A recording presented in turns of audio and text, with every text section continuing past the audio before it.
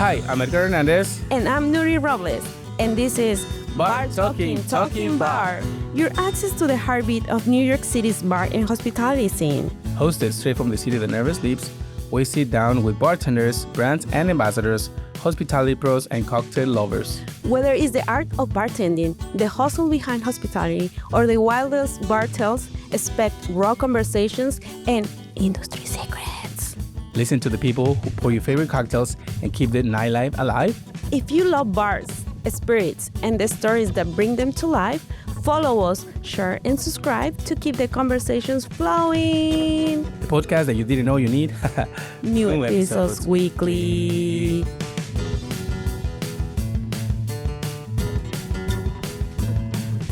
Welcome back to another episode of your favorite podcast, Bar Talking Bar.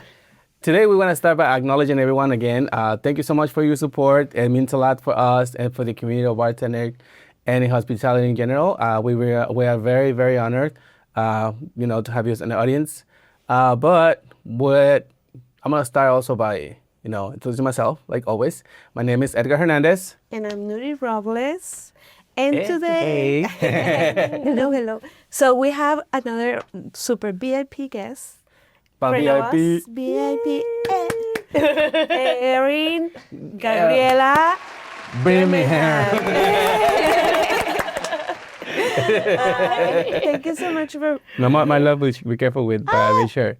Okay, we're splashing something. Thank you so much for being here. We are very happy. I know you were very busy and you're making time for us and for the audience. Making time. Making time. So, as we always say, right up here, I know many people knows you, but some people they don't, right? So we want you to introduce yourself for the audience, right there. Hey, yeah. Help us introduce yourself. Where did I start? It's been a long journey. I'm Erin Gabriella. I have been a resident of New York City for almost 20 years. Wow, right? Specifically Brooklyn. Let me not even say NYC. Like let's be in Brooklyn the whole time. Yes. But I've been in the hospitality industry for about 13 of those 20 years. Before that, in fashion. Okay. So it was like a wild switch kind of in the middle of where my career should have been taking off, and going into this deep dive of all facets of hospitality. Really, kind of, could I just start? Like, wait, let's kick it way back. Let's kick it way back. So when I moved to New York in like 09, I was kind of like transitioning between then. I had some friends that were promoters for some nightclubs. First people I met when I came to the city, and I started rolling with these guys. They became some of my best friends, taught me the game a little bit, so that was kind of what I did. So they would have their tables, they'd invite all these models out, we'd go to some of the top club openings at the time, like Lavo, La Zarza, and we would host tables, and I would be the one who sat at the table to keep everybody there. That was always pouring drinks. Somehow, always keeping the ice ready and fresh, and was the one that was like bussing. Yeah, my God, we need this. Take this. Keeping everything like nice and clean. And then I just started doing it on my own. I met a lot of DJs while I was out doing that. Because house music was like my number one back then, so I was like really into the house music scene. Okay. And still doing fashion on the side. So daytime fashion things, 6 a.m. and then leaving the club at 4:30 on the other end, and doing that 2 parts of the job, like a very crazy schedule back then.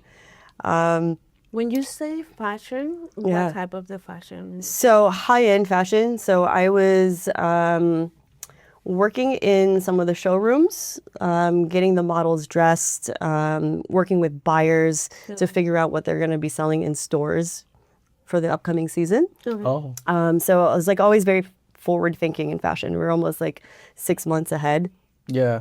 So, spring fashion just came out, but like that show in February, it was technically winter clothing that came through, right? So I still have that mind frame right now, and I am always like I learned that because I have a lot of people who come from out of state and for Fashion Week, 2 times out of the year, and I didn't know that. Like they were thinking about ahead of the seasons basically. Yeah, because you have to think about like, okay, this look is really cool. Okay, what does it take to get it made? Where is it going to be manufactured? Where is it going to be sold? Where like production times, all this stuff takes months to happen, and so you need to be ready before that. Yeah. And I've taken you can't just be like, okay, this is what we're doing, and then a month later have the product meet the stores and the customers.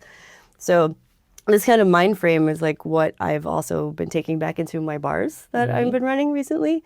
So if you were to fast forward now like 13 plus years, I'm already ready for Christmas. Yeah. my bar is ready. Like our whole spring, summer menus are already done, planned out. Like it's way above schedule, but it lands for a really nice, smooth rollout when the season does come through.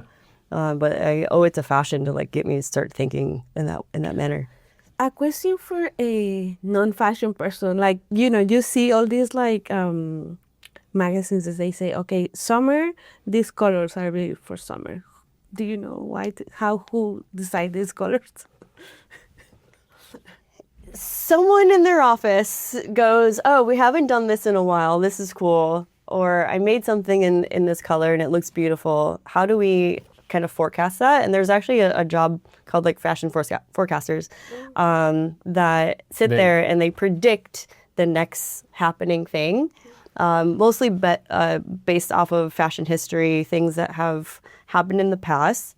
So you'll see like 90s fashion is back, a lot of nostalgia, right? Yeah. In all facets. But then like you also look at like, how this whole thing kind of relates back to cocktails as well, right? Yeah. You see like the resurgence of all of these 90s cosmopolitans like are coming back and people are asking for these things that we haven't really been on our menus very often.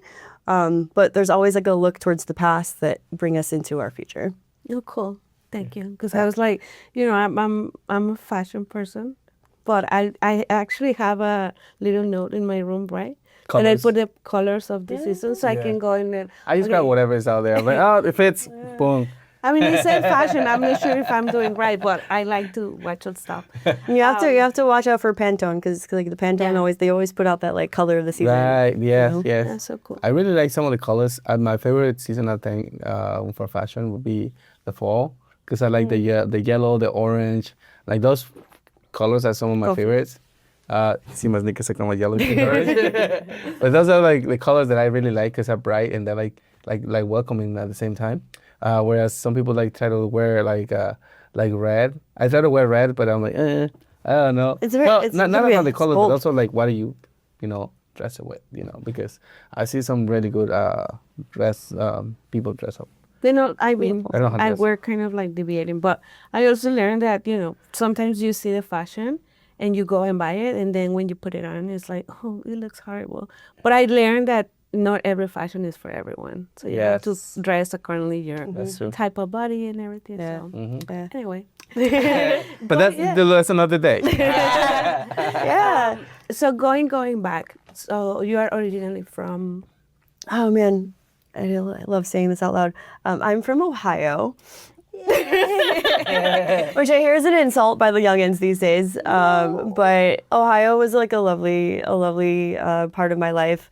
I started there, moved to Buffalo, New York, which at the time wasn't really happening. There was not really cool places to go or like the cocktail scene or anything like that. But it was very close to Canada. And as a 19-year-old living on the border, it was very easy for us to go out and party and drink and just cross the border and come back. Yeah, it was great. In Canada, it's also 21 or 19. 19, okay. Yeah. Wow. Mexico was 18, but I think we started doing it when I was 14. Exactly. Yeah, I think you started doing it definitely a lot younger. I'm not saying you guys could do it. I condone that, but we're not promoting. We're just saying our story. But it definitely happened. But yeah, like it was so easy for us to start drinking, and to start drinking responsibly as well, a little bit younger than we did in the States. I feel like sometimes when we hold, I mean, I think I can relate this to what our parents want it.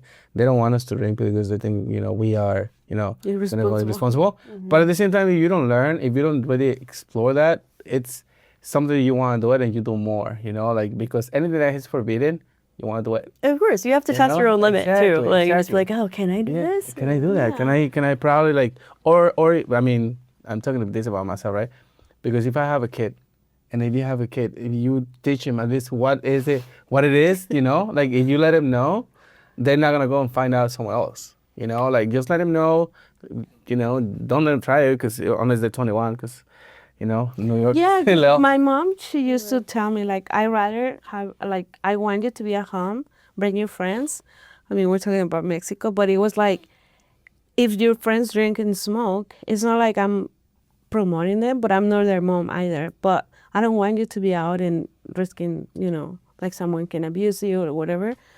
And it's hard because, sometimes you as a kid, it's like, if I'm in my house, I'm not going to drink because my mom is there. And I remember my mom once caught me with a cigarette. And I was like, you put it in your mouth? Yeah, it was so crazy. Wow, that's a good trick, though. Oh, wow. It was the last part, so that's why I put it in. And my mom was talking to me, and I was like, oh, wait, you weren't you didn't have smoke? Oh. No, because I was holding it. So once she left, obviously she knew that I have something. So I think she did it on purpose. So it's because also you smell the smoke, everything, right? Yeah. And I was pretending that she's not gonna realize.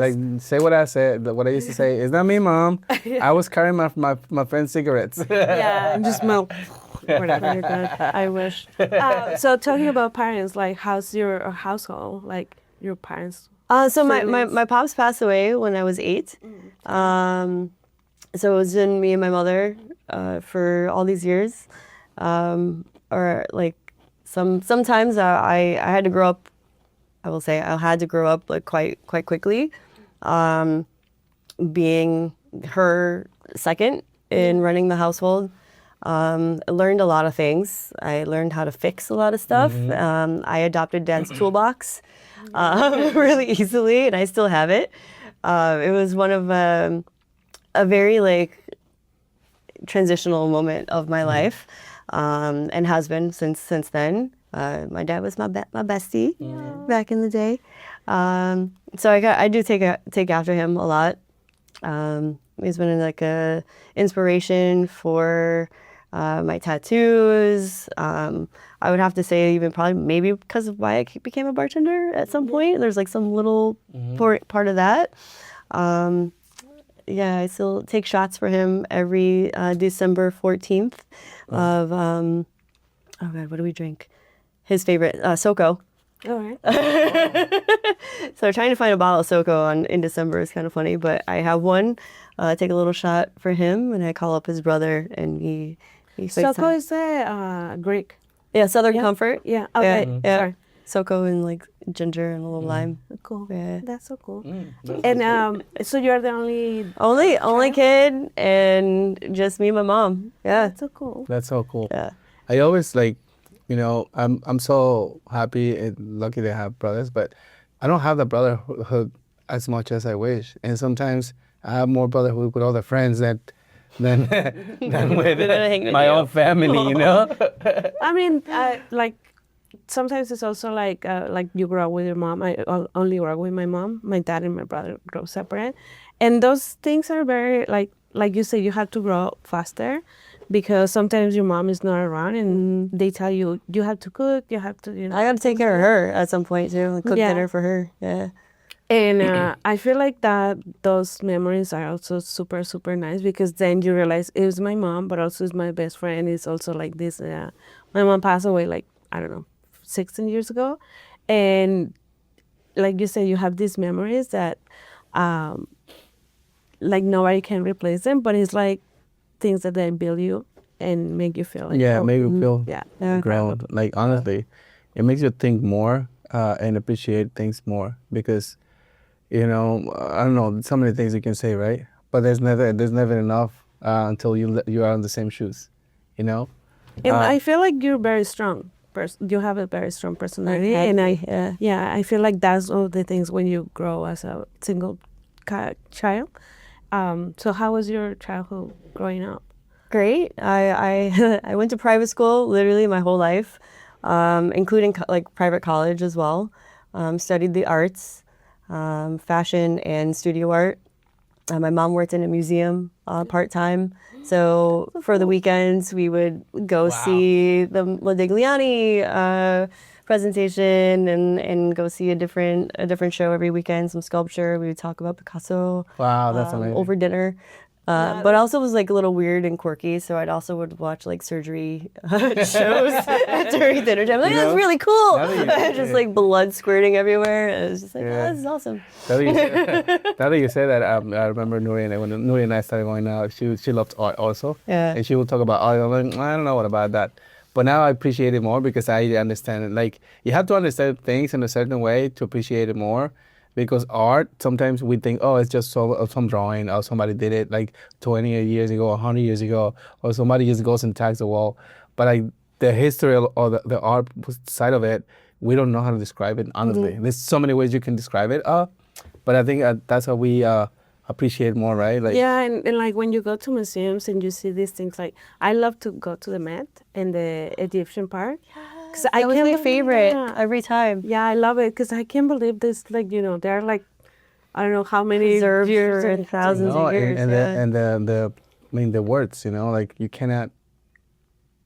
So has somebody like described or translated everything at one point? Yeah, that's another part. That's crazy, because like I don't know what the wall says, honestly.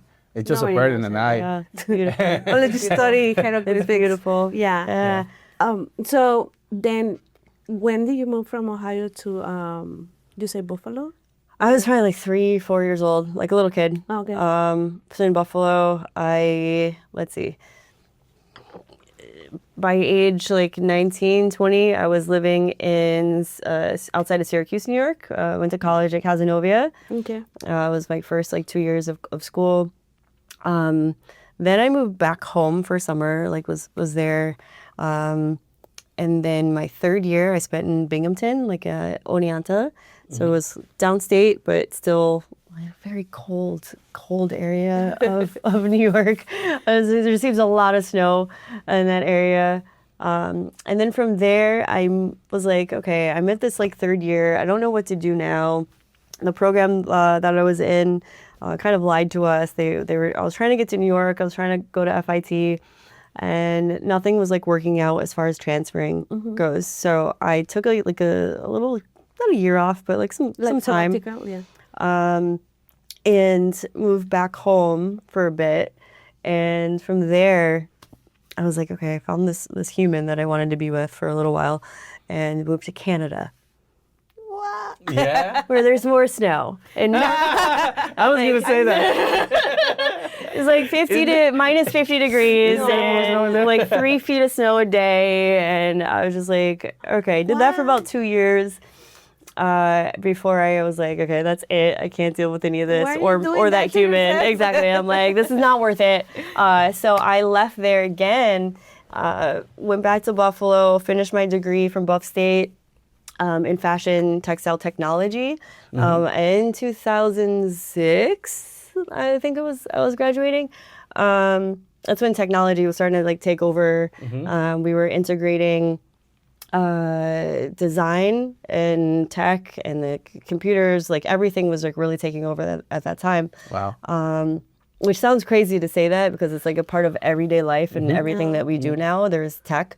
But then it was like, I feel like a pioneer. It was like the first person to use CAD in fashion and like figuring out how to use Photoshop and Illustrator for something that was, by the way, so difficult. I'll let you know. But yeah, I was like command, like I had to use it on Mac and on PC.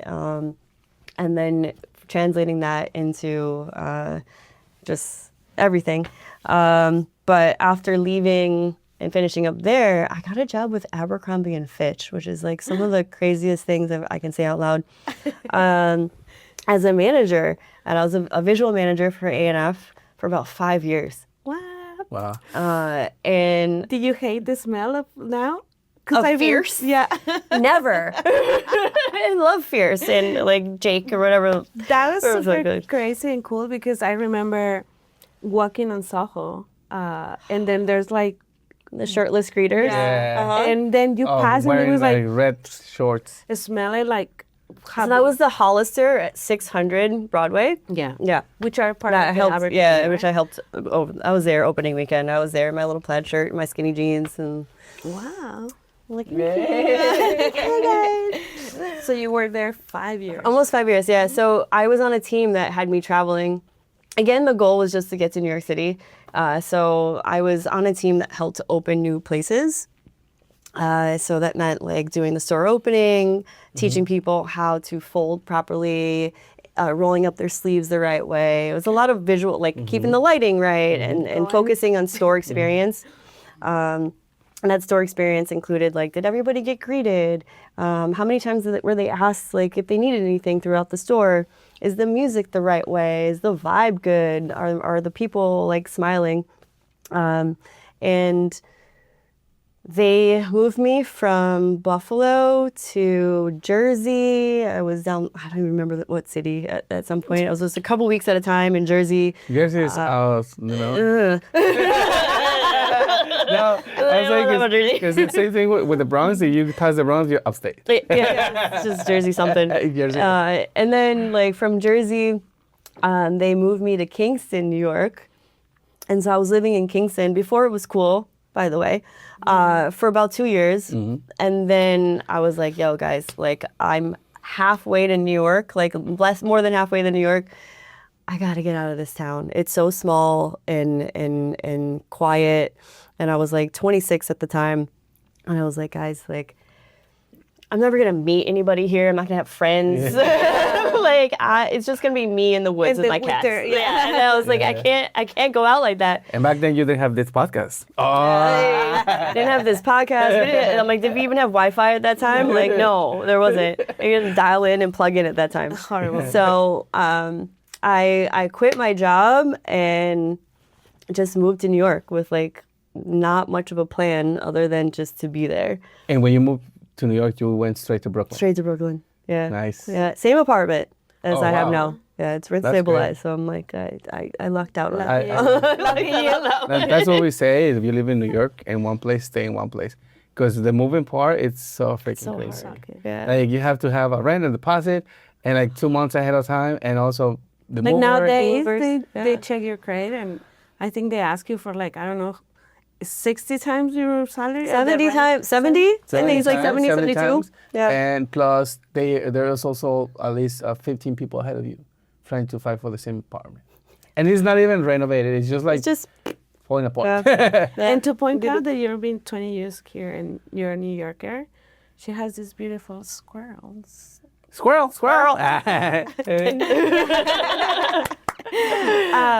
So but you were with someone, or you just were like by myself? by myself. I got a very 2-bedroom in good. Bushwick. When Bushwick was super sketchy, weird and cheap. But at a nice new, brand new apartment. I was like the first person to move into my building. And from there, I got a phone call from one of my friends from Abercrombie in Buffalo. And she was like, hey, I just graduated college. She was like a biology degree back then. And she's like, I was like, I don't work for the company anymore. I don't even live in Buffalo. And she's like, where are you? And I was like, I'm in New York. And she goes, interesting. And she's like, oh, that's really surprising. Like you finally did the thing. And I was like, absolutely. And then she called me back like an hour later and she's like, can I come visit you? And I was like, of course, like, please, I have an extra room. Like, come. And so she came down and she wasn't expecting this at all, but she came down and she's like, okay, I think I want to live here. Oh, with you? And I was like, really? Come, please, be my roommate. We were roommates for like almost 8 years after that. And she's still one of my best friends, Kristen. She's lovely. She's in real estate now and like lives upstate. where I used to live. We kind of like switched spots. Oh. But it was one of the most like incredible times. It was like when I got to discover something and then bring all like my closest friends back with me. It was beautiful. And when you moved to New York, you started working in the service industry, or were you doing same thing with fashion? No, I was working for Ralph Lauren. Okay. Excuse me. Yeah. I was working with Ralph for a little while as a shop manager, deciding basically like where things go in their stores, visual merchandising, but like on a larger scale. And ran that shop for like 2 years. I did petite and plus size. I wanted to work in special sizes because I'm kind of a special size. I don't know if you can see my legs from here, but like long, tall, all of those things are very special and nothing really fits me. And so I understand what it's like to be shorter, taller, bigger, smaller. Like we all have like these different sizes and to kind of create a space where like of understanding to find something for somebody. And I was like, okay, I got you. I know exactly your body type. I've studied these things. I've studied myself all these years. And so I was like working for them for a bit. And then I went to a different company. I was with Giorgio Armani for a minute. Like, I hate saying it out loud. Like, let me fix my. I work for Armani. Let me fix my outfit. Yeah. But I have On the corporate side. I feel like I have to fix something here. And I was working with the creators in Italy and processing orders from the buyers here in New York for stores all over the U.S. and then giving them the orders, like kind of communicating with Italy to get the right sizes and things made for them. And it didn't fit me. I was sitting at a desk for hours, like bouncing around, like I just didn't want to sit still. There was something that was motivating me to start moving. And one of my best friends, Leo, would like call me up and he's like, let's go out, let's dance, let's have some fun. I'm like, okay, let's go. Yeah. So I would go out with him, and then that's when I started like going out more often. And with Leo. With Leo, yeah. And I got introduced into like the hospitality world through his lens, which was these high-end events, doing parties for large corporate and tech companies as well for their home side. Home offices, I should say, and just having fun. And I was just like, how is this your job? Yeah. Because you make a good living. You're always like having a cocktail and you're talking to somebody and you know all the like when all the DJs are playing and stuff. I'm like, this sounds like so much fun. Like how do I get into it? So we literally just talked about it, and he's like, fashion was related to that because he used to be a photographer, and he was taking pictures of like gorgeous like makeup portraits, and it was like teaching me how to model a little bit. I'm like, maybe I should model too. Like I'm almost like like 5'10", like I could do it. And then it was just like, yeah, but you're older, and I'm just like. And so I started going out to castings and trying to get signed and find some work in that area. I remember I found one job, and I showed up on scene. They were overbooked on models because everyone actually showed up that day. Like sometimes models can be super flaky and not show up for a gig, so they always hire a backup, and I was the backup plan at that moment. And so I got there, I was like in hair and makeup, and one of the show producers came over and was like, hey, I'm so sorry, but like today I can't put you in the show. Everyone else is here. You're like the last one in makeup, like whatever. But there's somebody out front, and if you're over 21, then you can do this job. And I was like, why do I have to be over 21? He's like, well, it's an alcohol company that wants to, they need somebody to pour and talk about their wine. And I was like, yeah, I'm over 21. I was like 32 at the time, but I was like, I didn't tell anybody that. And so I went out front. I put on my cocktail dress and met the producers of this wine company. And they taught me about their red wine. They talked about the chocolate that they were serving with it. They taught me how to open a bottle with finesse and to pour it and to answer any questions that like were on their spec sheet. And I made more money serving that happy hour or like the cocktail hour before the show than I would have done walking twice or 3 times on the runway. And so I was like, okay, well, this is kind of cool. Sign me up. Yeah, I was like, how do I do this more often? And so I ended up calling the DJ friends that I met previously in the past and like going out with Leo. And I was like, okay, you work at this club. Can you put me in contact with the owners? And one of the DJs was like, I actually am the owner of this one place. And I was like, shut up. Oh. And then you would be like, I know the owner. And so he was like, it was on First Ave. It was a place called La Zarza. It was one of the like underground little spot.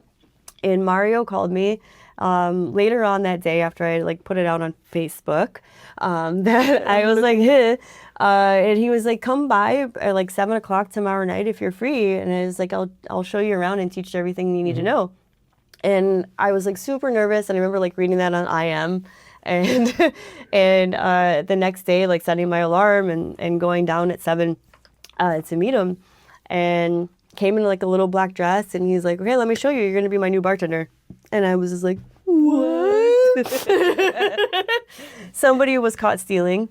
From them, had worked for them for years, and unfortunately he was like, I have nobody right now, so I'd rather train someone who's brand new to the scene that wants to be here than deal with the BS again. Yeah. So I went in and I learned how to clean a bar. That was like the first thing that we did. This is an A grade bar. This is not. This is what's sanitary. This isn't. And then he taught me what barbacks do on my first day. And he's like, hey, your busboys and your barbacks are going to come in and they're going to need these things, because it was like partially a club setting, but I also had to bartend and I had to set everything up for them. And at the end of we did all of the service, and I had cameras around on both sides of the bar above me. So if I needed anything, he was like, give me the SOS thing. Like if you do that, I'll come to your rescue and get you anything you need. And he's like, and if you need security, just say bear really loud. And I was like, what are you talking about? Why do I need security? He's like, okay. It's like, I'm just serving cocktails, right? And there was definitely some nights when I needed bear. But it was great. And Bear was a big guy? Was a Bear like was me? this beautiful Samoan man that was like a 6-foot bear that just came through, and such a gentle soul, and would come in and was like, Miss Erin, what do you need? I go, this motherfucker needs to go. And he would just be like, whoop, out the door. And I was like, thank you. And I love Bear to this day. Like, it's just a beautiful, beautiful human. I'm so thankful for all that whole team. I think we all know a Bear. Yeah. No, and it's funny Lovely. because most of the security guys, like, they're super chill, but when they have to deal with someone, it's like, move, Nope. Yeah. you know? Yeah. That's It's a so liability cool. that place if they don't take care of business. Yeah. But yeah. So how do, like now that you're like all the way on the other side, what do you think that day was for you? Like scary? That day was, I kind of miss those days. So there's so much adrenaline also like running through, because anything can happen like in the club scene.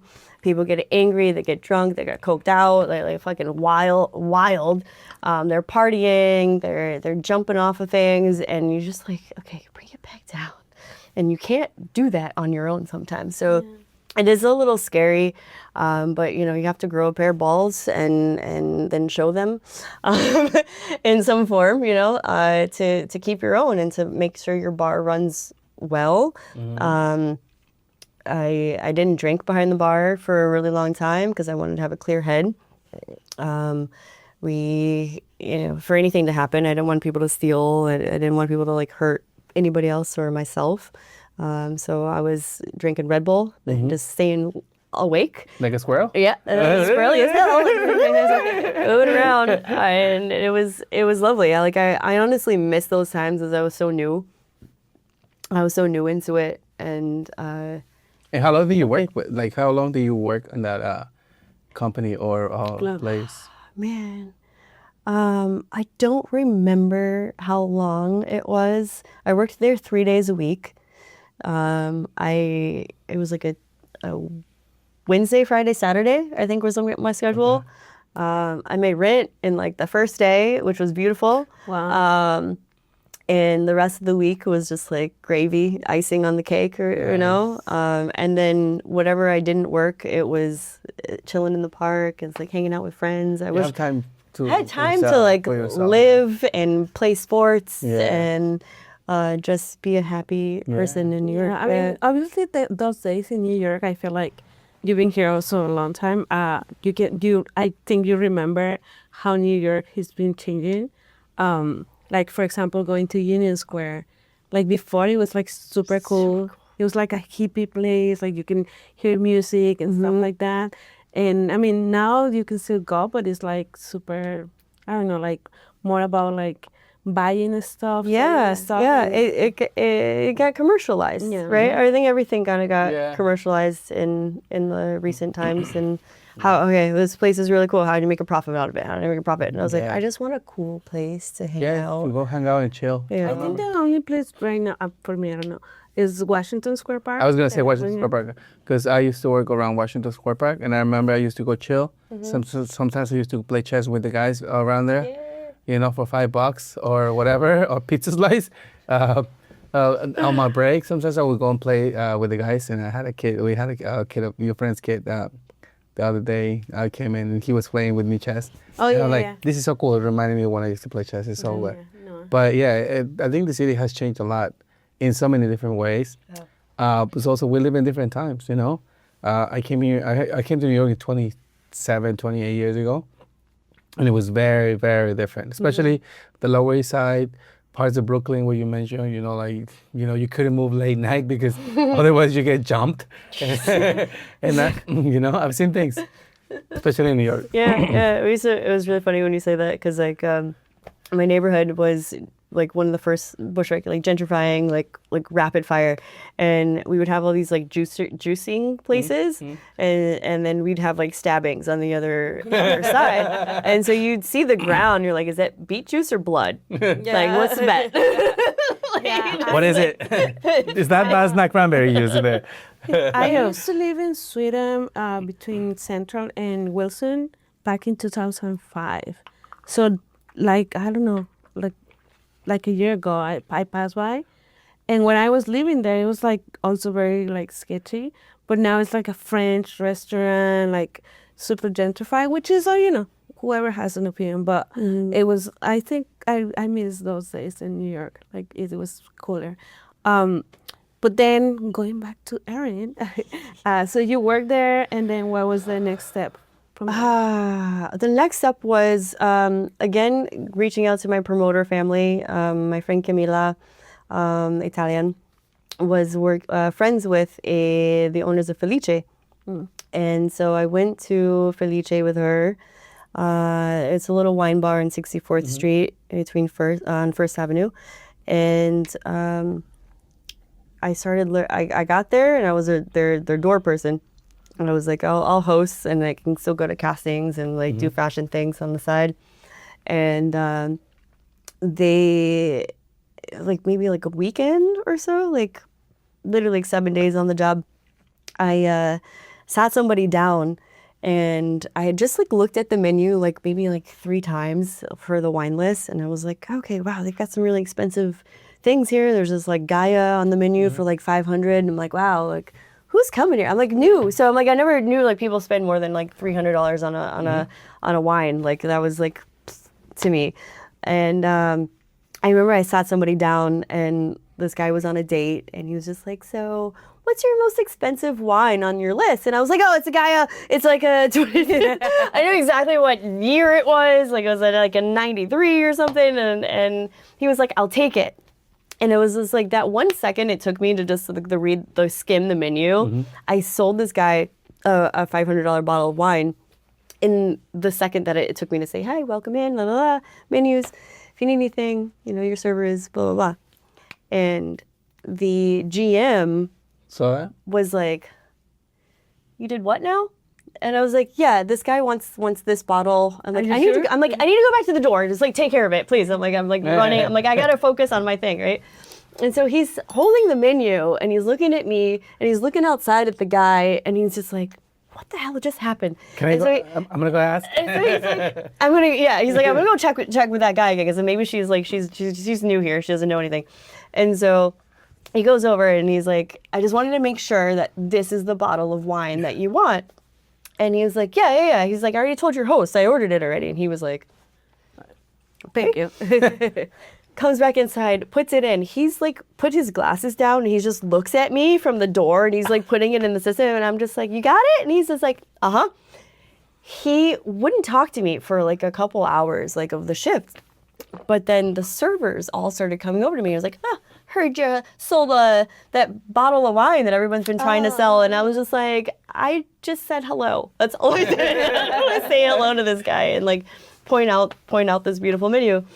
And so the servers were just like mad at me and like, I've been trying to do this. You're making me look bad at my job. And I'm just like, be better. I don't know. Like take the second it takes to look at the menu. Like, do your job, don't do my job.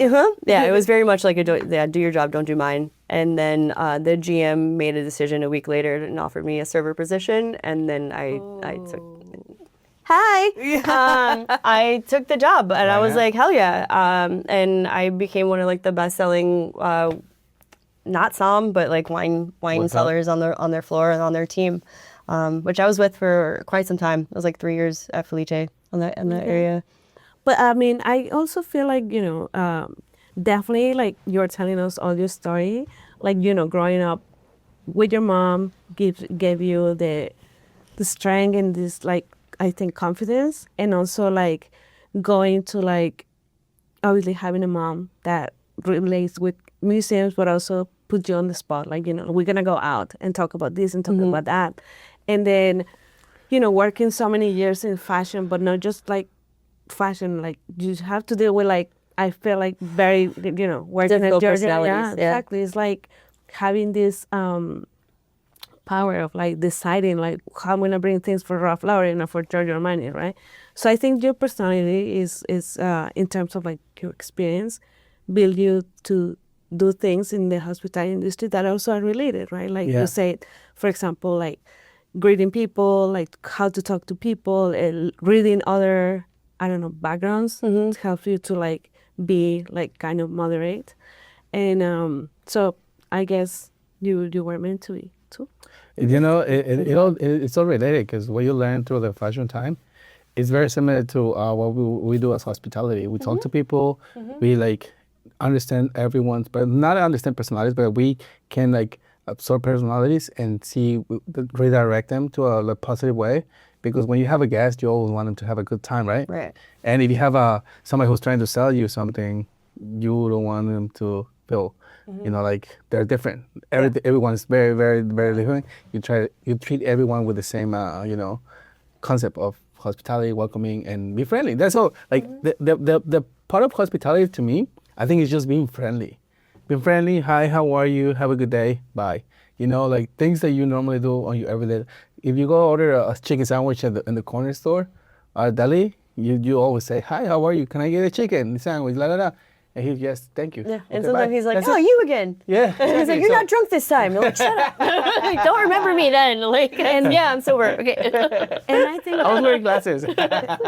like we were talking before the like a conversation about like sometimes it's putting a show, but in a way that you want to be like fake, right? It's putting a show for like everybody to feel comfortable and everybody feels like, especially if you have this couple that have a date, they want to be like, So I the guy wants to treat her really well on the Upper East Side. Oh yeah. And I understood that, like, when you are a server as well. and you understand what is hospitality and what it means to put a show. It means putting more money in your pocket. And everyone's. Yeah, It's but not It's the owners, everybody. Everyone is in. so then you realize that I want to be good at putting a show, right? And I feel like showing to a restaurant, being a host, and then someone tells you you're good at it, then you feel like I can do this, right? You're like confidence. Build it. And that's how build it with times. Time basically gives you that confidence. That's what I always say in the show, like when you're learning how to be a bartender, if you're a barback and you're like basically learning how to be a young bartender, the confidence is being built through learning. Because if you don't have the confidence of knowing, then when you go behind the bar, it's a little hard. But that's why I'm amazed about your story, because you said they joke, like they put you on the like boom, right there. And like that tells you how confident you are, because other people walk away. But like I had an experience where I was working in a bar and then this guy just walked out. He didn't do a cent. He just grabbed his backpack and walked away. And we were like in the middle of service, like why are you doing this? And I have friends that also have a good character. They're strong character. And I remember my friend, she went to work in a bar. And like I said, she's very strong. And then she was like, this is not for me, fuck. And she went to the manager and was like, I'm sorry, I have a migraine, I have to go. And she left. I was like, what? But also this industry is not for everyone, but I guess like you were working there for 3 years. Yeah, I it's funny because like I was in wine, so mostly in wine when I was at Felice, and so it was a basic Italian wine knowledge. We went to like wine school on Thursdays, and we learned a little bit more in depth on wine. But then brunch happened, and we didn't have a bartender for brunch because people weren't drinking cocktails then. Like the scene wasn't really like bespoke or classic cocktail focus. So for brunch, we had like one kind of cocktail, like a little mimosa thing or a Bellini period. Like there wasn't anything else, but it was just like always slammed. And I remember one day we ran out of everything, and I was just like, okay, let me go make something. I know what it tastes like. Let me go just try my best and like make it, because I remember the ingredients. And I like ran out from serving, and I was just like, hold my tables, I'll be right back. Bad idea. I got stuck behind the bar for about 3 hours, because once they saw me back there, they were just like, oh, she's making a Bloody Mary? Great. Can I get 5 of those? I was like, yeah, here we go. 2, 3, 4, 5. Send them out. And then I couldn't even deliver them to the table because I got 11 more coming through the tickets. And my boss was like, Flavio, he was just like, I don't know what you're doing, but I'm going to take over your section, and you're just going to bartend now. And I was like, no. It's not what I signed up for. It's like, I also think like the club experience. The club experience definitely helped. Speed, right? Yes, for being fast. But I was like, I had no idea how to actually mix a cocktail, because in the club scene, it's just one-on-ones and shots, and they want cocktails, and you're like, no. But what I can do is like a little sour mix and some tequila, and you got yourself a margarita right there, right? So like, coming through and actually blending and like mixing, making a martini that was like not anything I'd ever done before. But because I got stuck behind the bar, of course the bug bit me. Yeah. And then I wanted to know more about like how to actually do it right. Yeah. And they gave me a little bit of an opportunity where I could do it like 1 day a week. That's cool. That's so cool. Yeah. That's so cool. All we need sometimes is one person to just say, you know what? I believe in what you can do. Yeah. So here's the opportunity for you to try it. So you work 1 day and then... So I started doing brunch as the brunch bartender. Sucks. Yeah. You have to... Is that where I started? And like that's probably why I hate it so much now. But yeah. Everyone who starts as a bartender is always brunch, lunch. And lunch. And you're just like, dang. Why? Because you get slammed. You need to learn how to do it fast.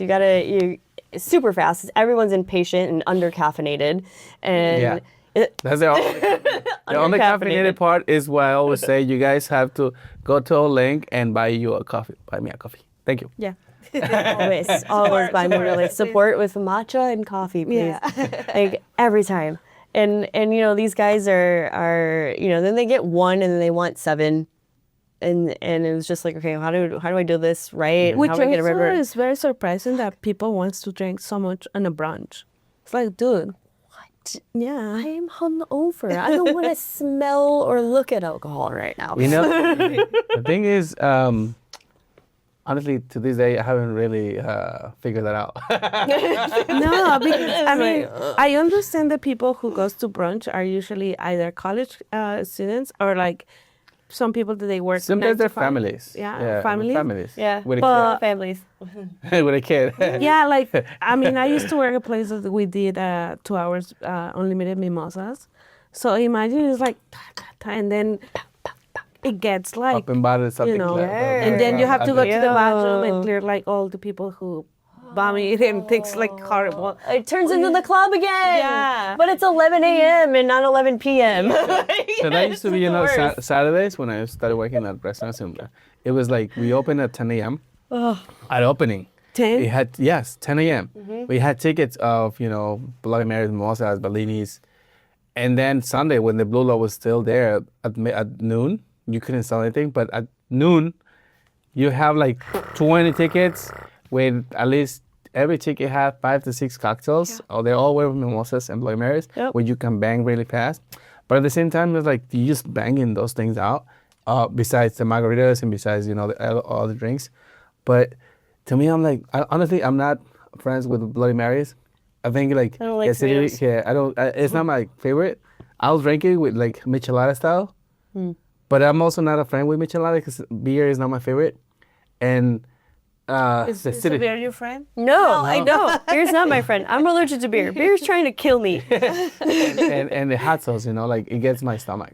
So bubbly. Exactly. Yeah. So there are things that you can drink. I mean, because of course at this point, bartending and drinking for a while, I feel like you know your body more than anybody. Mm-hmm. And then you're like, I choose not to drink this for now. I don't know if I'm with a group of friends and they give me a beer, then I'll probably drink it. But But also like, I mean, I don't want to sound like mean that it's horrible brunch. No. But also I feel like that's part of like how you build your skills as well. Mm-hmm. And I feel like also we get money. So our tips. Yeah. Money, not and that's bad. how you get the shifts too, because like I mentioned earlier, if you don't get the lunch and the brunch, sometimes they don't give you a dinner in different places. So you have to build that seniority per se, but also build your credibility as well. Like well. I showed up on time after my Saturday shift early in the morning on a Sunday.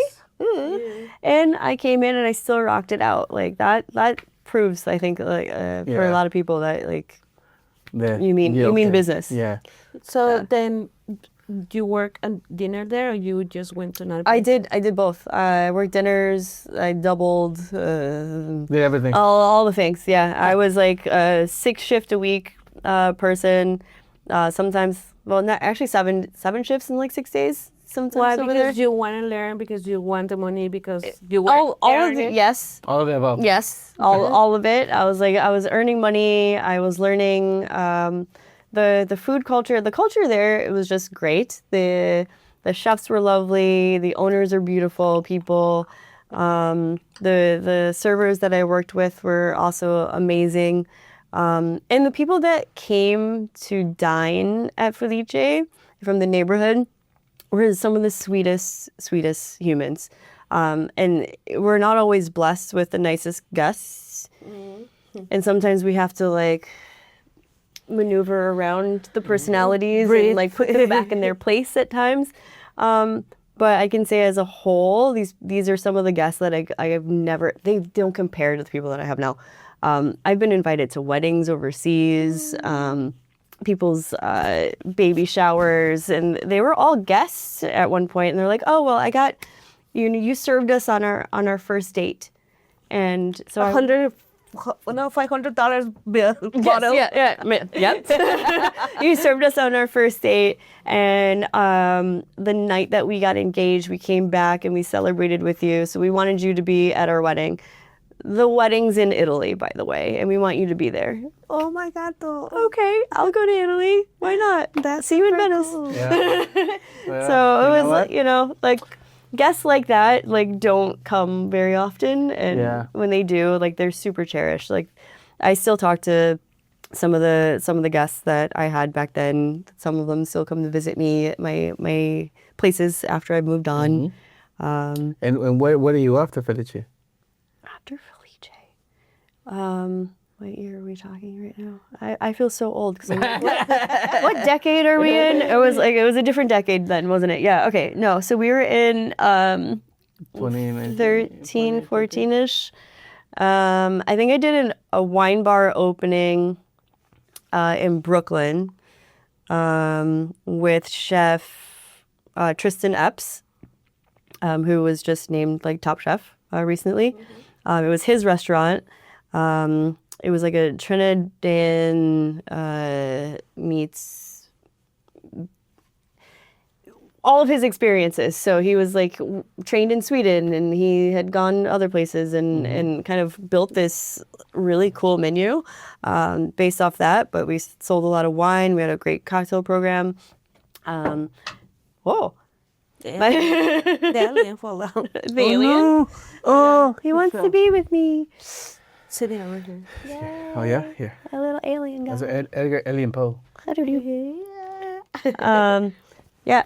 So I was there at his new space, a beautiful restaurant in downtown Brooklyn, and I was working with there was a beverage director and a wine director, and both of them got pulled away for various reasons. But I was the less bartender, like the most senior bartender that was like stuck there at the time, and I was just like, So you're gonna be the next. so yeah, you know what comes after that, right? When you're you're only one there, and so there's an opportunity, and you're a person that goes, okay, that opportunity kind of gets handed to you, and you're like, okay, so you're gonna do our cocktails now, and I'm like, hey, I don't know anything. I just started. What do you mean? I'm gonna do your cocktails right now. But that was really, really fun. I didn't feel confident enough to like stay there and really like kick it into the second year. And I got a whiff that the aviary was going to open in New York. Okay. And I told the chef, Tristan, I was like, dude, by the way, I'm applying for this job. I really want to learn from Ackett's team. Yeah, And they were coming from Chicago. yeah, right? yeah. And Tristan was like, I support you 110%. Like, he's like, I staged with him. Coolest kitchen you'll ever work in your life. Please go. And I was like, that's not something that like People tell you to do when you're like, by the way, I might be leaving soon. But he was just like, get out. Yeah, Go do it. the thing. Go, And I was like, Which is like the extremely important thing in hospitality, because you want to see people grow, you want to help other people, because then it becomes a circle, like Edgar says many times. It's like, if you ask for help, someone is going to help you, because sometimes you're going to help them too. Yeah. And that's how I feel like this industry should be. That's how you give back. People. Like you don't give back, money or things like that. You give back people like either education, or you push them to do something better. Like if it's not in yours place, like if they can't be there because they already learned this much, if you can learn something else somewhere, then go do it. But that has to be within you, because if you don't want to do it, then you just stay. You're comfortable. You're good. That's fine too. And I think some people or some places at this moment they want to keep like this is only for us. this is the gatekeeping starts. Yeah. These are my friends, or these are my interests.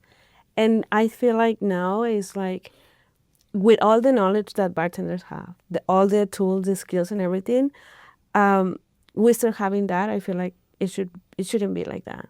It should be like, partnerships, mentorships, and friendly conversations about like, if this place is good, maybe we also like sending other bartenders. It's like right now, there's a lot of pop-ups, but staging as a bar back. Yes. Yes. I'm a big advocate for staging at places. Because sometimes you only hear stages for cooks. Yeah. And also, I feel like staging, I don't know, should be paid as well, or like because it's. So at Thyme, you're putting your time. At Thyme, if anybody wants to stage, we make a deal with the people. Like it just have their boss tell me what time that they clock in and out, and they get paid from my end. Okay. At Thyme Bar to get their hours for staging and another one. Oh, that's great. Thank That's you so great much. because not a lot of places do it. Like I've tried like training people also outside from work because there are places that they don't want to train people in there because they think it's a liability, So I think that's another thing because they're not on the payroll and they think, oh, if they're not pay the payroll and the kid falls down in the kitchen, so then he's gonna sue us. And I think that's why they're afraid of doing it sometimes. But it's mostly like, no, if he's here for a reason to learn. And also, if you work in the service industry, you already know that when you walk into the kitchen, you have to get proper shoes, or you have to have something that is unslip because, you never know. Accident. And I think as an owner, also or head bartender or manager, it should be. You are not in payroll, but you're coming to my place, so it should be a letter saying like, you're coming here. Also, places have insurance. So we're having someone staging, so we cover something, but, Temporary employee benefit or like whatever that is. Exactly. Yeah. Especially like, people nowadays, they look for a lot of experience. Like if you apply for a bartending position, the minimum they ask is 2 years experience. Where have you worked? Of course, they want to see what you're capable to doing behind the bar. But if you have no experience and you're applying to be a bartender, where are you going to get experience? If at your place of work, if you're barbecuing, they don't, promote you or for some reason. And if you're looking at other ways, because you want to become a bartender, how do you help that? I think staging will be a great way to go just for the case of somebody who wants to improve their skills. Because at the end of the day, this is skills. Bartending a few years ago, like we mentioned earlier, it was one-on-ones, or like margarita or martinis, Manhattan, and old-fashioned, the classic cocktails. Nowadays, you go to every single bar in the city, and it's this complex cocktail with different ingredients that takes 24 hours to 36 a week to be made. So if somebody wants to change an ingredient in there, like, unfortunately, we cannot do that. We can make it something else. But this is not the cocktail for you, right. Because if you don't like an ingredient, that's not for you. And I feel like sometimes our guests don't realize that the cocktails are thought of, they have a structure. It itself is not just like, soda water for because we need to fill up the glass. It has a purpose. If there's a little bit of club soda or if there's a little champagne, or if it's whatever ounce of lemon juice, whatever it is, there's a purpose. It serves a purpose. And I think sometimes people, when they read the menu and see vodka or tequila or mezcal or whatever they see, can you replace this with this? It's like, this works for this reason. Yeah. We can make it something similar but different in a way that you're gonna love. Believe me, I'll make you something, the best drink you can ever have.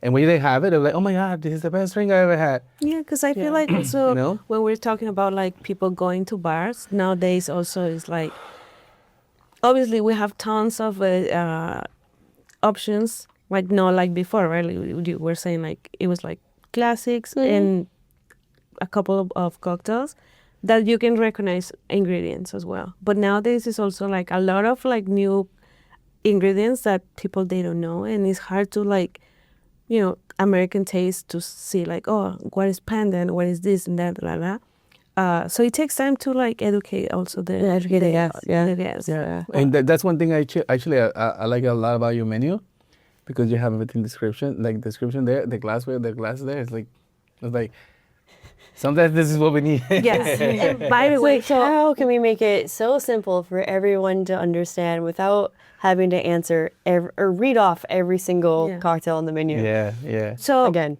I know we were talking about your trajectory, but I feel like we're like going towards time. So if you want to talk a little bit about, not a little bit, but can you talk about it? So I joined Thyme Bar in 2020 as a bartender. It was like middle of the pandemic. Aviary closed down, wasn't going to reopen after a pandemic or middle of it.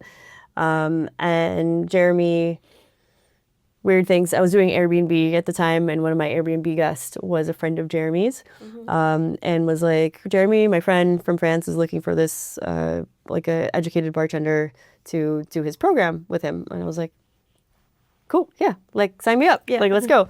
So met him, became his head bartender to help open up, open close things for that time. Wild shit.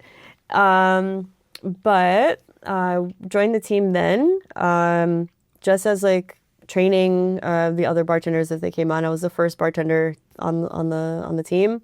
As we expanded, we got Nigel, the baby Nigel was there, who at the time didn't know anything. It was so sweet, and naive and lovely.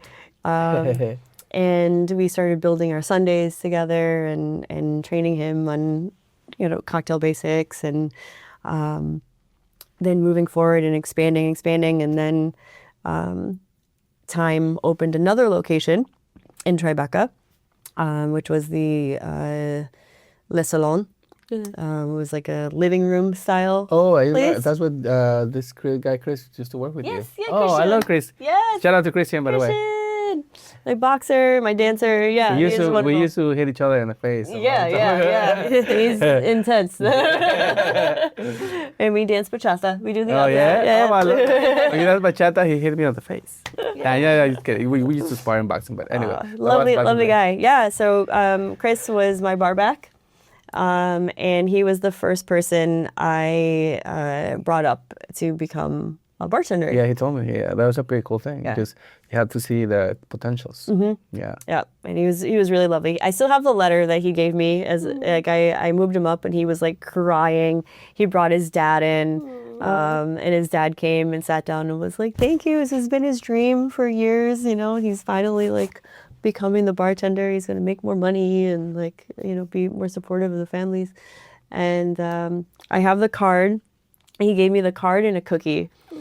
And I ate the cookie and I cried, and then I was just like bawling, and I still have it. It's like still in my room with all my bar stuff, and it was like one of the most sweetest like little things that people can do. But it was. But also, really I feel like someone acknowledging that you were part of like a breaking point of their lives.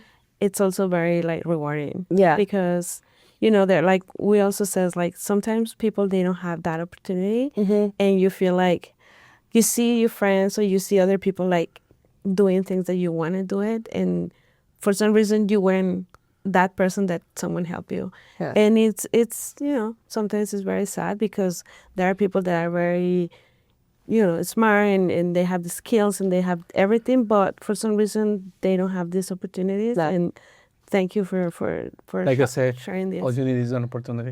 Exactly. Like someone just to open that door and be like, yeah, you're good. Let's go. Like, let's be by my side and let's do the thing together. I'm not one to like push anyone down because I'm also a firm believer of that.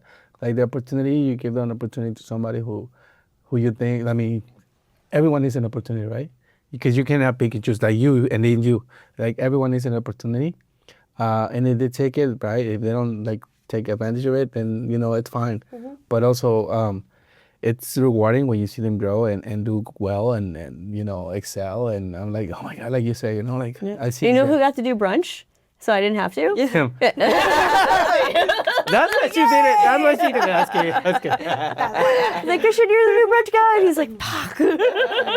I have to wake up in the morning. So it was lovely. So you were bartender when you were working with Christian, but then how do you become the? So I was like the lead bartender, like beverage manager, not quite like a beverage director at the time, and I was training him as a bar back, and Nick Shea was my co-bartender, and we were training this young kid who was like coming in and like super excited, and he was just like, my English isn't very good. I'm a little nervous to talk to people, and I'm just like, just repeat the things that I say. And he was just like, okay. And so he's just like, listen to what I say and how I respond, and then just spit it right back out. And so he just started going, and like the confidence was there, right? And I was like, you got this. I'm like, just listen, and you've got it, you know? And just building his confidence made him flourish. Yes, and like just be like, oh, I can do this. I can make you something. Like, let me take the opportunity to do that. And he'd be like, Erin, I don't know how to make this thing.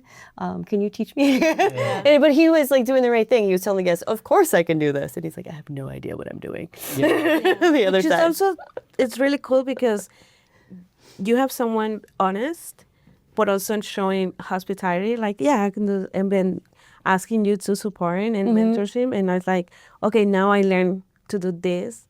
So it's the cycle of like, well, in the circle of life. The little Simbas. Wait. There he is. In the circle of life. Edgar Alien Poe. For you guys listening on Spotify, for you guys watching us on YouTube, Edgar Alien Poe is our mascot because we're aliens. Yeah. Seriously. And not it, well, whatever. You're a foe. Anyways, You're a foe.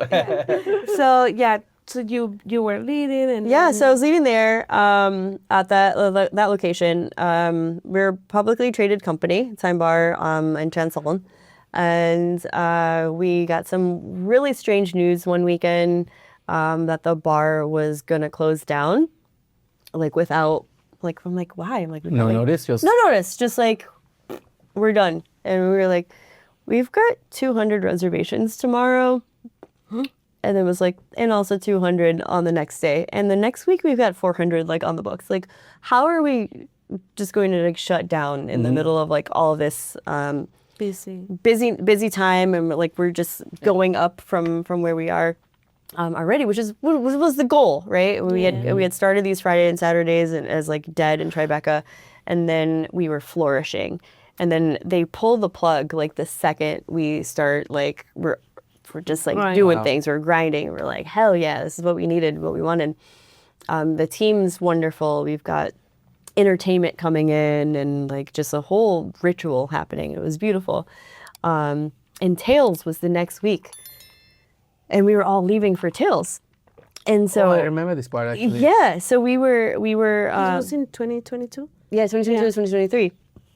And so in 2023 we got the news on the Thursday that we were shutting down. I remember. We were at your house. You tell us the story, yeah. Yep. And so we were just, this news came in. We had flights on Sunday, and Nick and I were like, okay, well, we're going to Tails to help promote like our location and to do all these activities. What are we going to do when we get down there now? Like, our mission is completely changed. Like, you know, when you walk into a convention, like your mind frame has to be right. Like, what are we going to accomplish when we're here?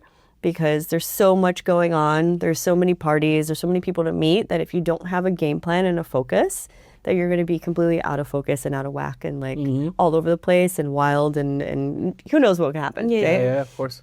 So we're like, okay, we're on the plane, and we're like, what are we going to do? Like, we don't have jobs when we come back home. Like, right? Like, this is insane. So we go anyway. We get down there, and we spend the whole week really just kind of telling our story. And we're just like, yeah, by the way, this is what's happening in our lives. This is what happened on Thursday. And they're like, that was 3 days ago. And I was like, yeah. And they were like, oh, y'all need to meet this person. And so it turned into a huge networking event for us, and we met the right people. And I will have to say that, you know, after being in the house with USBG and telling everybody about the story, we came home with jobs. That's pretty cool. We came home with job leads that led to something fantastic. So I'm really thankful for Christina from Dunfalano. She called me and she was like, hey, I know somebody, Bobby, who's opening up this location. You should talk to him. And I called Bobby and I was like, hey, like, I don't know what's happening, what you guys are doing, but I had a really unfortunate situation last week. And he was like, yeah, come by. We're opening this spot called Illis. It's in Greenpoint. It's going to be... Oh, the wine bar. Just right. So it's going to be with, Mads from Lindoma team and all these like really incredible people. And we're putting together the best of the best. And we want you to be a part of it. And so I get there and I see this beautiful open gallery space, and I start meeting Bobby, and I was just like, do I know you from somewhere? And it's just starting seeing faces that I've seen before through the Alinea group, because we had worked years ago in some form and training and kind of working in passing. And he was like, yeah, I came, I dined, I had your drinks like years ago. Yeah, why don't you be part of the team? Like, let's go, let's get weird. I'm like, okay. It's like always like shocking when somebody like doesn't necessarily know you but knows your work, and for me is like kind of like mid-range into my career, or like a long time, but kind of like a short period of like fast progression.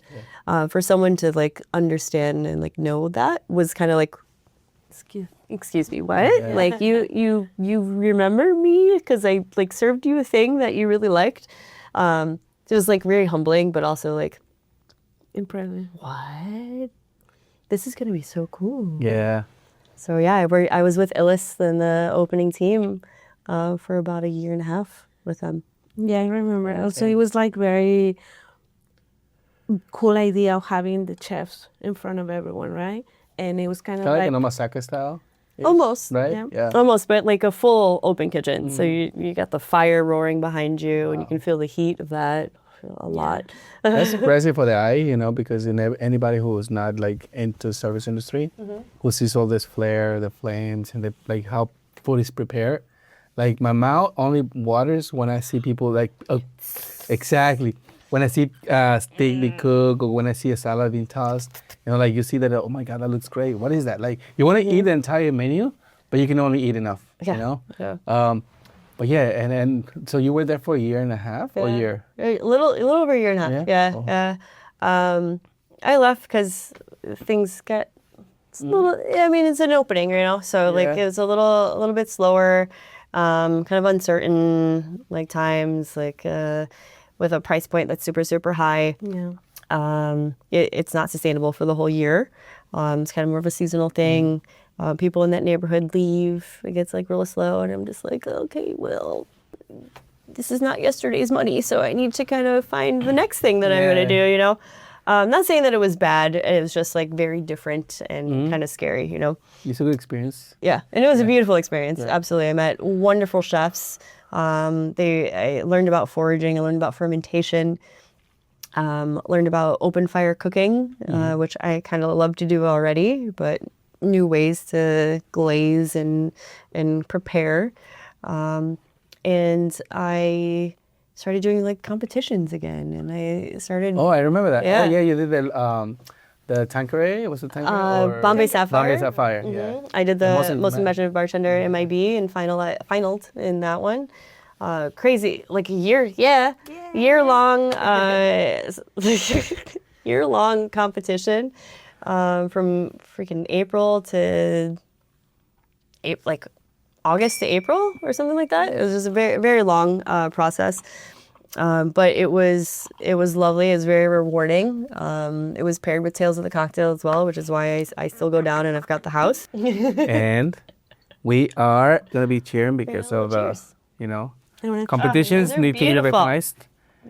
Salud, cheers. Salute. Salute. Cheers. Cheers, guys. Oh yeah, that's what I thought. So you were doing the competition. You will also wear tails. 2-star? Yeah, 2-star. Okay. But it's 2-star. Yeah, because I mean, for me, I made you through Edgar, obviously. I don't know if you work in a... No. So we were part of the, how do you call it? USBG? The USBG. Yeah, United States Bartender Guild, when Trish was part of she was the president. Yep. And you were, I think once she left, you became also assistant, or what was your role in it for a minute? Well. Okay. Well, when she was there, I had applied to become secretary, just to kind of get into the top roles. But when she was removed, I was interim president, kind of like off the bat, which was kind of wild to think about. Kind of wild to think about. the USBG conversation can be a whole bar talking bar episode on its own. But yeah, that was one of my extracurriculars. I really didn't have time for it, as I wish I could have, as I was very passionate about it and about the education that it gives and provides. But as a leader in it, you have to be full-time as well for everyone around you. And unfortunately, at this time in my career, working with Illis, which was demanding and like you wanted to full of passion, you couldn't split your attention, or I couldn't split my attention from that. And so as I was actually leaving Illis, I was like, okay, what's next? I have a little bit of extra time, but also Thyme Bar wants me back to help run because things aren't doing well on that side. Muyu Liqueurs was trying to call me to start running their or to launch their brand here in New York. And I was like, I think I have too much on my plate right now where I can't do everything even though I want to. So it was like a little reflective moment, and you have to choose your battles. Yeah, choose your battles and recognize that time is it's only 24 hours per day. Yeah. Yes, and as much as I wish there were 48 hours in a day, I could probably accomplish a lot more, but I can't. You know, so you take your time off, you go travel, and so I could do the thing, and I went to camp, I went to Belize, I went here and there. Oh yeah, I remember this part of the Belize part. Yeah, it's beautiful. It just so many places. I think I went to like 7 different places in like 3-month period of time, and it was very rewarding, and it allowed me to like think about what I'm going to do next.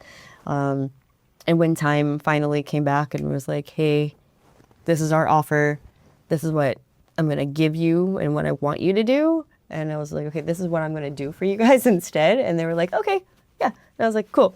So I left and I came back to Thyme. And it's been a really great 1.5 years so far. Wow, time really flies, huh? Yeah. So for people, there's people that they don't know Thyme. Can you explain the concept of this? I think it's so Thyme Bar, we're located in Flatiron between 23rd and 5th Avenue, right there by the building that's being unveiled as we speak. It is a underground speakeasy. We're located in a basement, so the one tiny little door on the outside. My program is a Mediterranean concept that is about travel. I go to the Mediterranean a couple of times a year. For the past, probably since I've been at Felice, I always like Italy, probably like 8 times at this point. But the menu is reflective of all of those traveling moments, very specific moments in Greece, in Turkey.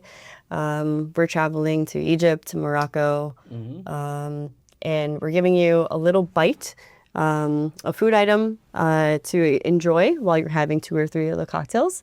And each of the menu pages is like a taste of. So you can come and experience Turkey and everything it has to offer, the flavors, the food, the drinks, the drinking style. You can have some reka.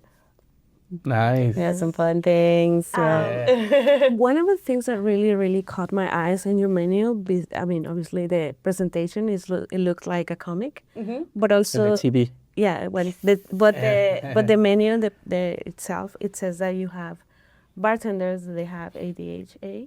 Yes. Oh, so the squirrel menu. Yeah. So that was last spring. I had the squirrel menu, and we were celebrating the fact that everyone, the staff was just like all over the place all the time, and it was just like trying to wrangle kittens, right? And then just to get everybody to come together at like one point.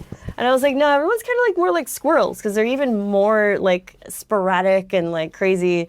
But everyone was like really fun and in different levels of out there, and including myself. And I came up with this concept called for the squirrel menu, which was based off of ADHD. The fact that pretty much everybody in the industry has it. And we all kind of found each other and had this little like squirrel compound. We built each cocktail kind of based off of a trait. So it was like hyper focus. And that trait brought you to like super clean classic cocktails. All of the menu art was designed by one of my guests who came in, V, who's also a bartender. She came in and was like, I love what you want to do. And I was like, okay, I have this idea. Help me visualize the whole thing. So we hired her to come up with the art and we built the menu together. I've always been like somebody who's wanted to collaborate in different forms. And from my background in fashion to, being in cocktails now, there's so many steps in between and many facets that not only myself has gone through, but I'm sure that many other bartenders and managers and people in the industry also have another side to them that they don't get to use anymore. So part of this like idea came from MIB. Because a lot of the people who were in that program, in that competition, seems more like a study group, in the competition were people who had other talents. And some of them were farmers, some of them were magicians. And how did that affect your current state of bartending and bar managing and building programs together? And so when I reach out to every one of my staff, I'm like, what else can you do?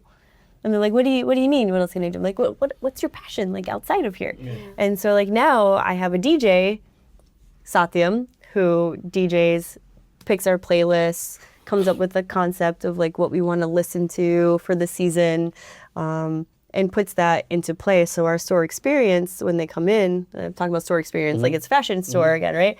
But it all comes together. That experience when they sit down comes together because they're seeing the Mediterranean menu now and they're listening to Mediterranean music and they're seeing and smelling Mediterranean smells. They're smelling thyme and herbs throughout the space. Yeah. Yes, here, which is like walking through the Grand Bazaar in Turkey. And you smell all these things. It makes you hungry. It makes you want to eat. It kind of puts you in that place. Visually, you have your cocktail. The glassware is properly, specifically chosen for the country that it's representing, but also for the style of drink that it is.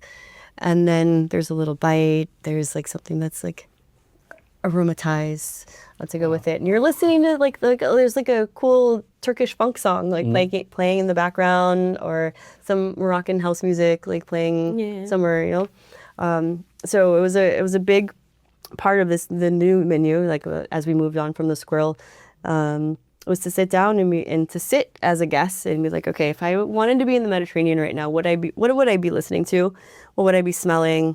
What would I be looking at?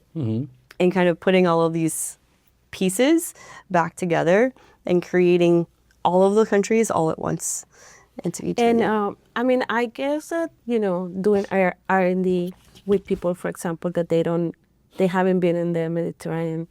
And you are the person who's like leading them. How do you plan the menu? Like, New York is a very multicultural place, right? We're lucky to be surrounded by someone from somewhere all the time. So I was like, hey, Turkish friend, come sit with me for a second. I want you to taste 3 things. This reminds me of home. Okay. And I was like, okay, I nailed it, right? Or I'm like, tell me what you think about this. And then he'll maybe give me a little bit of feedback and be like, okay, if it was a little saltier, if it was a little bit spicier, a little bit more tweak, I think we got it. That's what it takes. Like. And that's what it takes, right? And I was like, okay, cool. Listening, learning, all of that. But it's also like me being on Instagram or like on the phone and calling a friend in Greece and being like, hey, how did you guys make this thing that I'm really interested in? And then they'll be not gatekeeping at all. Here's how you make it. Cool. Well, I'll make it. So you see if it works out for me. Yeah. This is very similar to what I remember tasting at your space over there. Thank you. Like, we collaborate. The collaborations shouldn't just be in our own backyard, but our backyards are now like so much more expanded. Yeah, especially now with social media and with technology, like you mentioned earlier. Yeah. You can reach out anybody in the world. Yeah. With that and visiting, all those bar shows that happen around the world, like outside of BCB and Tails, going to Athens Bar Show has helped a lot in building connections on that side. Just go. It just takes one time or one a year. But you meet people there that are all from that whole area. That's right. It's easy. That's why I always encourage young bartenders, like if they're learning, they want to like expand not only their knowledge, but like the network. It's go to these events. You don't have to drink if you don't want to. That's fine. But just go and connect, meet people, taste the drinks. I feel like tasting their drinks is very important. Also, when people who have, like when somebody comes from out of state to New York and do a pop-up here or there, whoever it is, I think it's really important that you go and taste a cocktail at least or two to see what they're doing, like to see what it tastes like. Yeah. Because somebody from Morocco, like you say, or somebody from Italy, somebody from Mexico, they all have different taste buds. And they bring their own seasoning, like their own creativities. And then New York is very diverse. So for us here, it's like, we look spicy, but not too spicy, but we want some spice, like we're very difficult. Yep. So we call it complex. Yes. So there's a complex cocktail with, So yeah, there's certain things that we like, but it's also like just go out there and taste things, If it's food, if it's drinks, if it's spices, something you like, it sounds weird for you, but or smell it. Like smelling and tasting are very important things for bartending and for chefs, right? Yeah. Because at the end, you're going to create a cocktail. And if you don't know what it tastes like, then how do you have an idea of? Exactly. That is one thing I always did when things like that would happen, when I wouldn't know what an ingredient was, I'd always ask my bartender, I'm like, do you have can I get like a sip of like whatever that is? Because I've never heard of that before. I don't know what that is. And I would love to kind of taste it on its own to isolate it. So that way I can taste it in the composition afterwards and kind of like identify what that is and be like, oh, that's why it's salty. Or like, that's what that floral note is that I didn't quite understand. And just kind of like piquing that curiosity. I'm like, I have no idea what that is. But if I can taste it on its own, that's like, put that in the mental library. Yeah. Archive. Yep. Sometimes I'm like, what is it? What is it? Oh, is it? Literally tasting everything, like just a spice market and like just red, pink, yellow fingertips because I'm just like, oh, okay. Taste everything, everything. I like to smell I like to smell things. I'm more like yes, tasting is great, but I like to smell. Like I like to smell things, Yeah. So just to like kind of wrap it up, like you coming from this background of fashion and everything you have done through these years, what is bartending for you? Bartending is my store experience, right? I think it's been more gratifying to be able to create as both sections of fashion and cocktails. I can create things. I can make them quickly. I can make them even faster.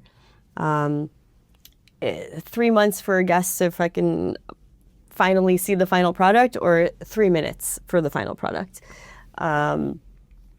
The experience could take months to create versus the experience taking 90 minutes. There's been a lot of thought, a lot of creativity on both sides. And I think where I found the sweet spot was through making cocktails and now creating a bar. Technically, like Thyme Bar is not mine, but it's my baby. Because I do look over every aspect of how that bar is run, from the back of house, the kitchen, the front door person, where this painting is going to go, But like everything, like the color of the pillow, like every part of that, and like how far the table is going to be out from the chair, all that stuff makes the experience different, right? And you remember like sitting down at a place and like the table's over here, Yeah. you're not going to feel comfortable, right? So like I sit down at every seat and like I push the table to the right, feeling like, oh, this feels good. I can put my drink here. Okay, well, like these are all those little details that I've been thinking about, and instead of pearl by pearl and rhinestone by rhinestone, it's the inches and the placement of things that I've been able to satisfy. Like bartending has been a part of who I've become. It has been a part of my creative release over the years. It has been a part of my networking.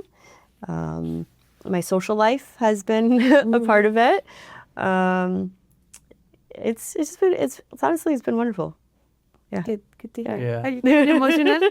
Yeah. You're gonna cry now? You can cry a little No, bit. but it's good because, like I always say, also when people don't understand what we do for a living, it's our passion, it's our career. We want to make people feel good.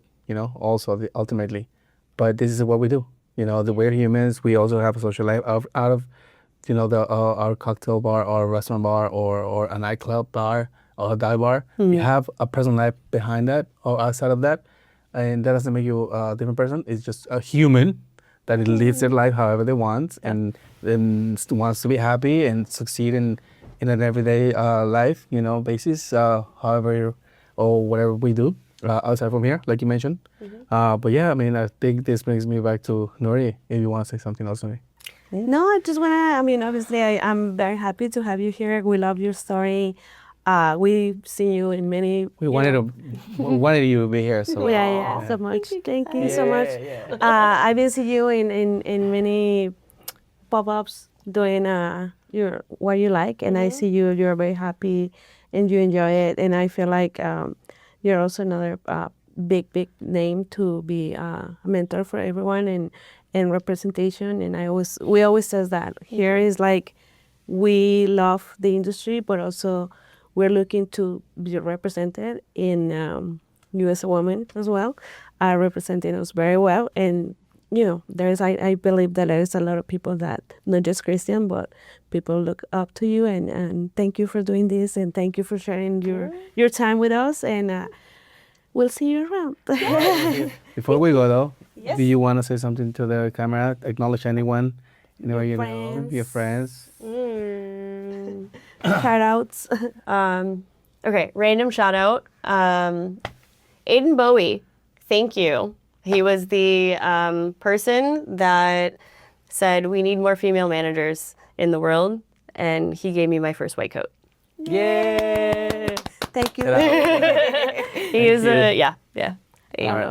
Thank you also your mom, because she raised you as a strong woman, and I believe that you're very proud of your mom as well. And, we are very proud of you, Mom. Yeah. And we're very proud of you, and thank you for being our friend as well. Yeah. And serving us when we were there at Thyme, and definitely we are coming back. And please guys visit Thyme.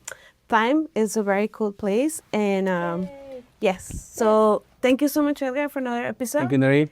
High five. High five. High five. Before we go though, I want to say if you guys want to watch more episodes like this, go to our website www.bartalkingbar.com. You guys want to support the show? Link is on our bio. And also, don't forget you tip your bartenders. Yes. Don't forget to tip at all. Definitely, please subscribe on YouTube. Let us grow. Let people know that we're doing this from New York to New York and everybody else. City. And the Instagram. You can find us Bar Talking Bar NYC, and people can find you on your social. Yeah, it's Erin.Gabriella with 2 L's. Then you can follow also Thyme. And we'll see you around, guys. Support our show, support your local bartenders, and see you next time. See you next time. Bye. See you later, alligators. Cheers. Can you say bar talking, talking bar with us? Bar talking, talking bar. Yeah, at 3. We're gonna count. Oh, there's nothing there. Okay. Okay. Yeah. Oh, here. I'll put something in there. Hold on one second. Got it. Time out. 1 second. No, we'll Thank you. add this. We'll add it to the. To the team. Ooh, yeah. Have a little bit here. Cheers. Cheers. Cheers. This was bar talk. Excuse me. 3, 2, 1. This was bar talking, talking bar. Bye.